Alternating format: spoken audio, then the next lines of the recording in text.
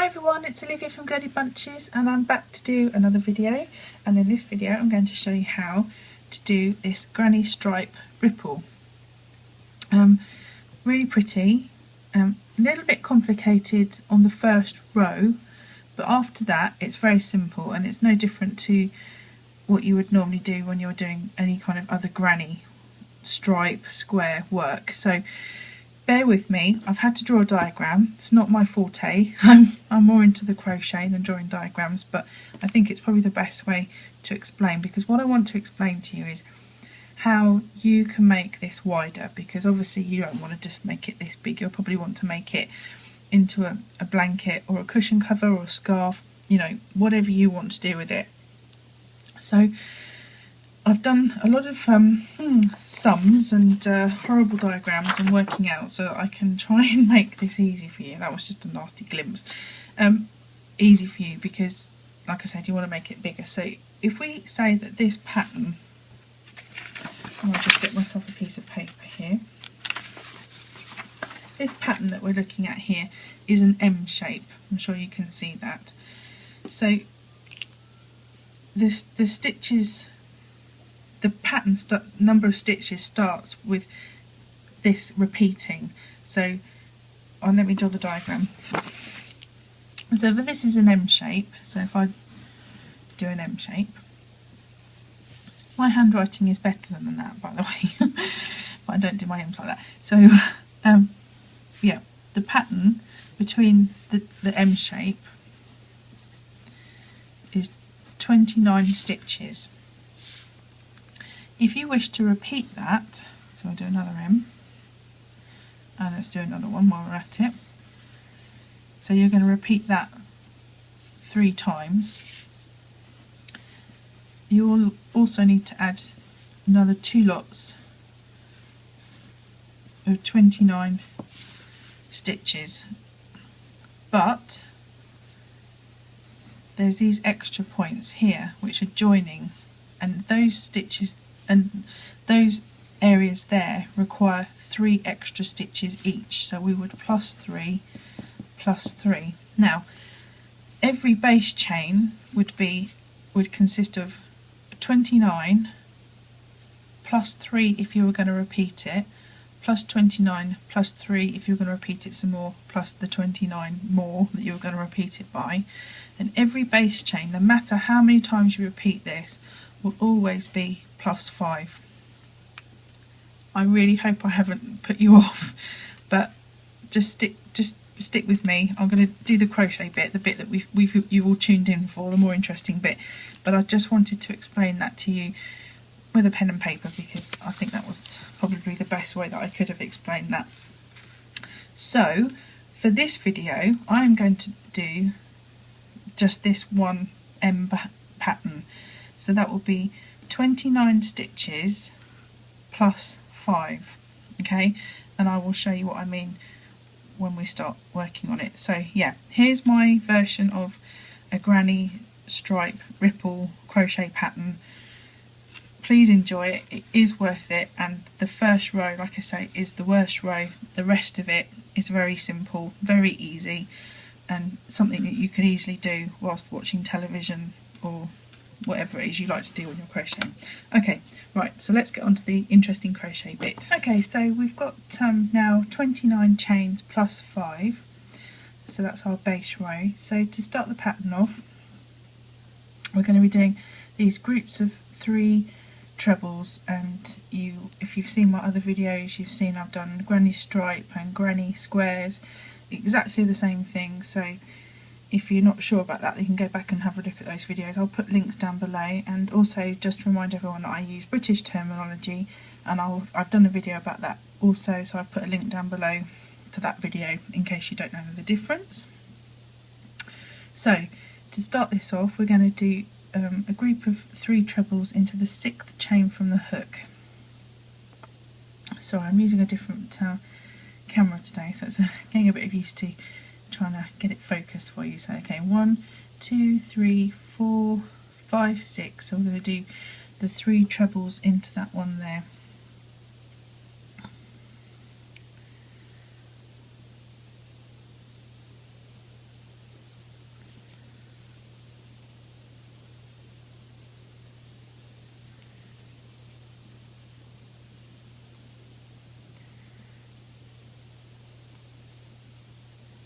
Okay, there we go. Each side consists of 3 groups, so to do that we skip 2 and do our next group into that third one along.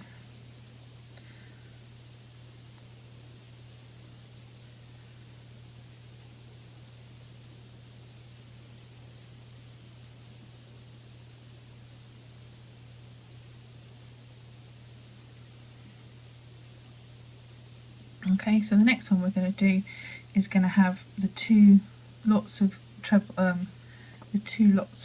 groups in the one chain. So that is quite a lot to put into that one chain. So I've got a little tip to help you with that. So again, skip 2 stitches, and we need to do 6 trebles into this one chain here, and it can get a bit bunched up and you can lose track of this chain here. So what I like to do, and of course it's entirely up to you, I literally just put my fingernail or finger sort of press on it so it can't really disappear, because sometimes it gets, because obviously this is going to take up a lot of room putting 6 trebles into that. So if I just pinch it, then it can't really disappear as such. So into this one here I'm going to do 2 groups with 3 chains separating them. So I'll just do the one.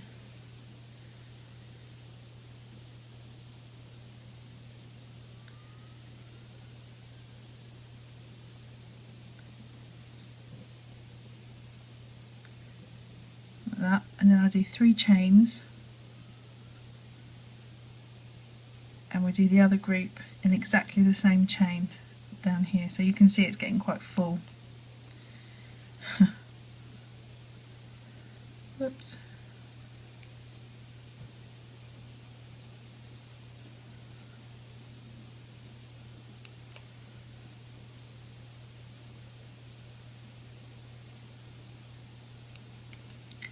Okay, there we go. So there is our first point, like that. So there we go, we can see that there's our chain, because we need to skip the next 2 chains and do our next group in the third one along.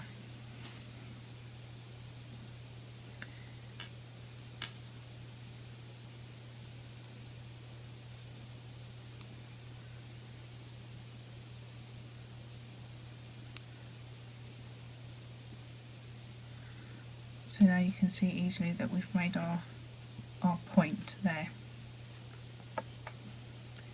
like that. So now what we need to do is we need to make our bottom point. So what we do here is, instead of skipping 2, we're going to skip 3, and admittedly on this first row it's not going to look like that at all. It's only until we do the second row that we start to get the nice point. So I'll show you what I mean. So again we're going to skip the 2 because we need to have 2 between each of the normal groups.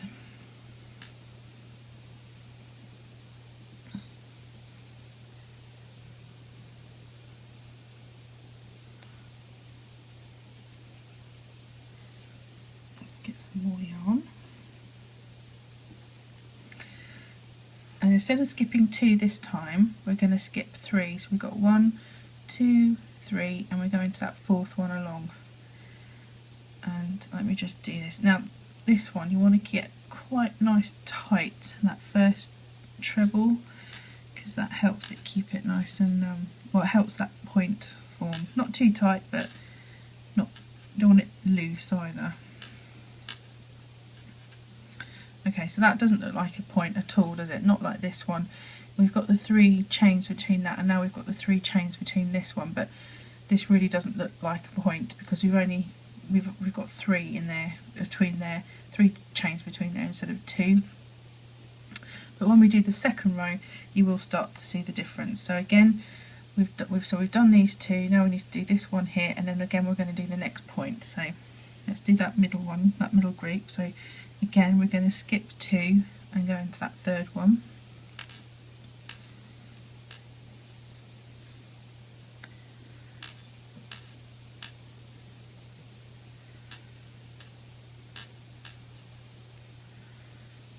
Okay, and now we're going to do our second point here.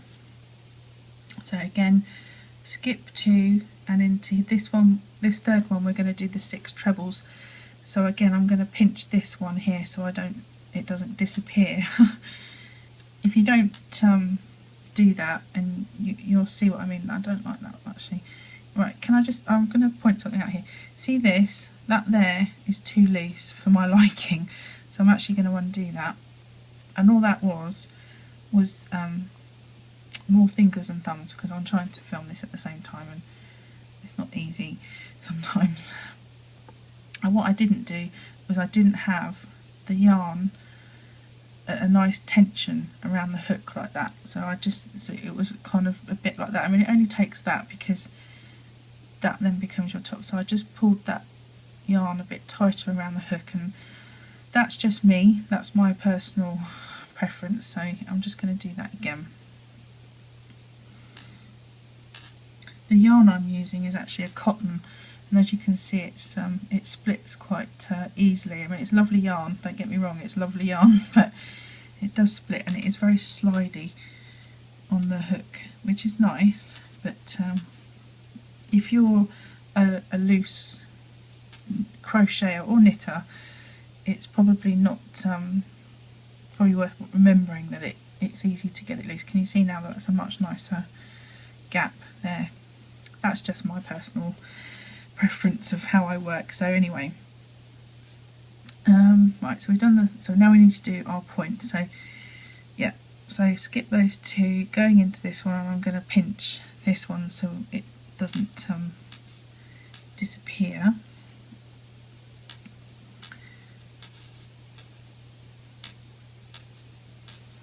So there's our 3, and now I'm going to do 1, 2, 3 chains, and then again a group of 3 into that same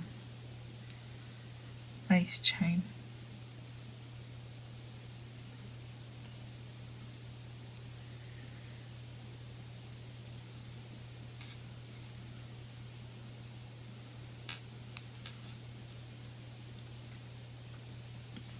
Okay, so yeah, you can see the points are definitely more prominent than these bottom points. Okay, sorry about that, I just knocked my camera over, not very handy. Okay, so now we're going to just do this last bit here, so that's just going to be two lots of groups of the treble. So we're going to 1, 2 and work into that one, do 3 trebles,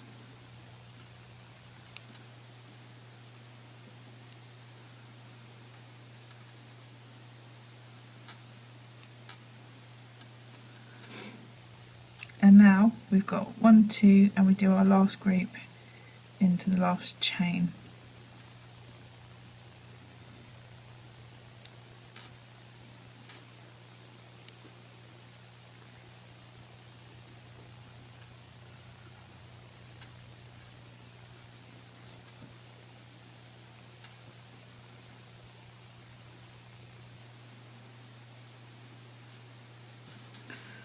Bit tight in there. There we go.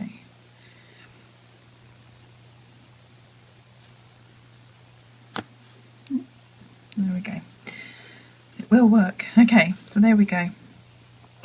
There is the dreaded first row done, and it looks awful, doesn't it? I'm not saying that it looks pretty in any way, shape or form, but that is the first row done, and that is the worst row done.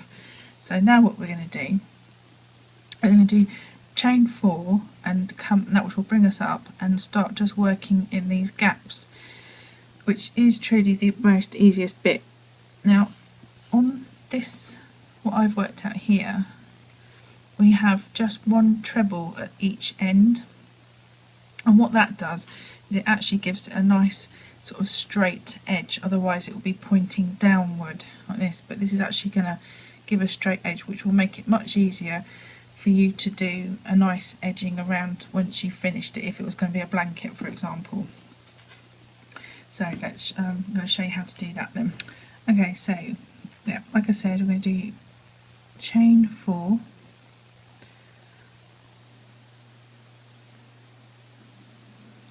and then we turn the work around,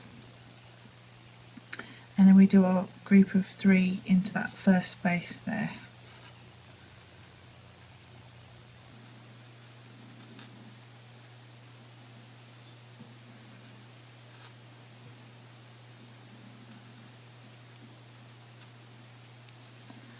Okay,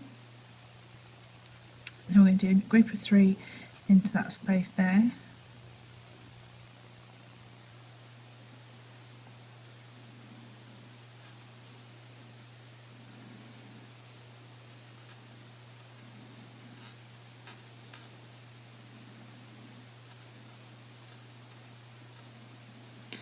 And into here we're going to do a group of 3, chain 3 and a group of 3.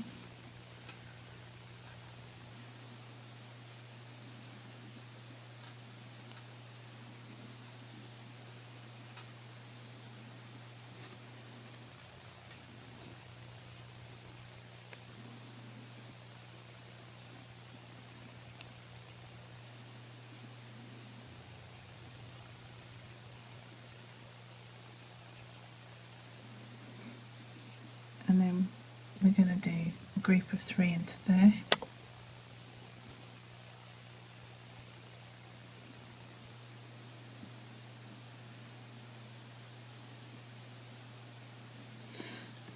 Now we're going to do a group of 3 into the next one along, but we are going to start making this V shape here, so yeah, let's just do that into the next space along the group of 3.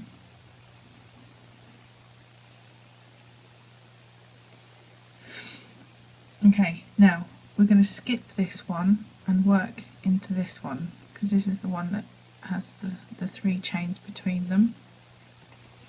And we want to try and keep this stitch here as tight as we possibly can, because we don't want this to be too flappy. So pull this yarn quite as tight and firm as you can.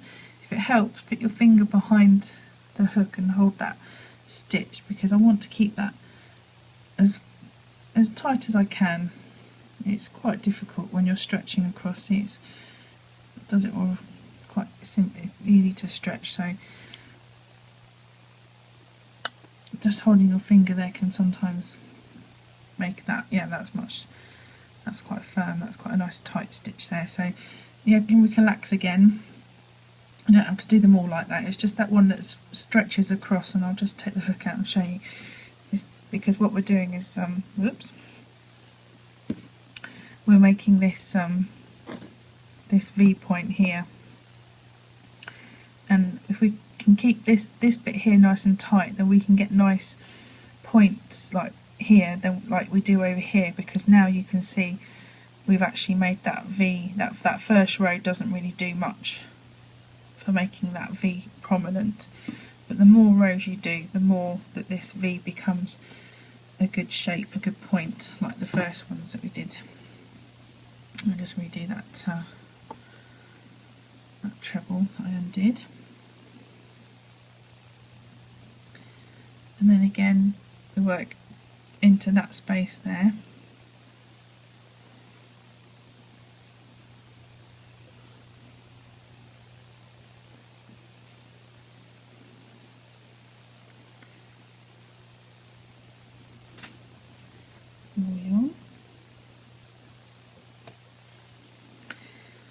And then into this one again we're going to do 3 trebles, 3 chains and then 3 trebles.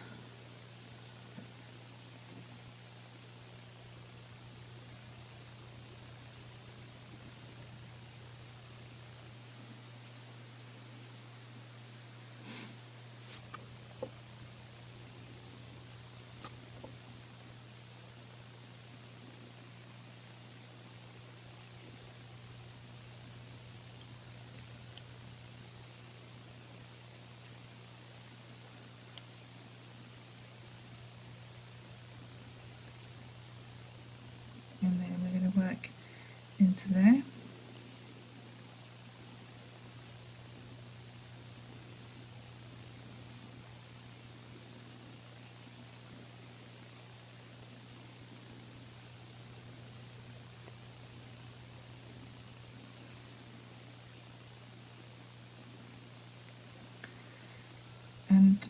going to do one into there. Now I'm not going to do a group into there because remember I said there's only 3 groups down each side.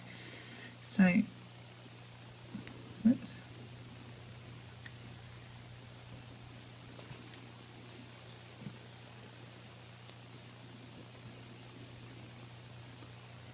So what we do on the end is I literally just do a treble into that space there, and that's what helps make these sides nice and straight like that. So that is the first 2 rows, and you carry on, you just repeat this row upwards, and that is it. You just keep going for as long as you like or until your sanity runs out or your yarn runs out, whichever comes first. But it is very pretty, it is definitely worth doing, and yeah, please don't get put off by that first row and my terrible diagrams. It is definitely a good stitch to know, and I hope you found this little video helpful. Don't forget, you can find me on Instagram, Facebook and Twitter, all Girlybunches. I've got to meet quite a few people on Instagram recently and getting to see what they've been making. So yes, I love to look at what people have been making, as you know, and yeah, come and say hi. If you've got any comments, please leave them down below. If you've got any requests, you can send me a message on YouTube or on Instagram or Facebook or wherever, and yeah, I will try my best to come up with some of the videos that you request. So I've got a few more videos to upload, and yeah, keep the requests coming. Give the channel a thumbs up, that would really be appreciated, and I'll see you again soon. Bye.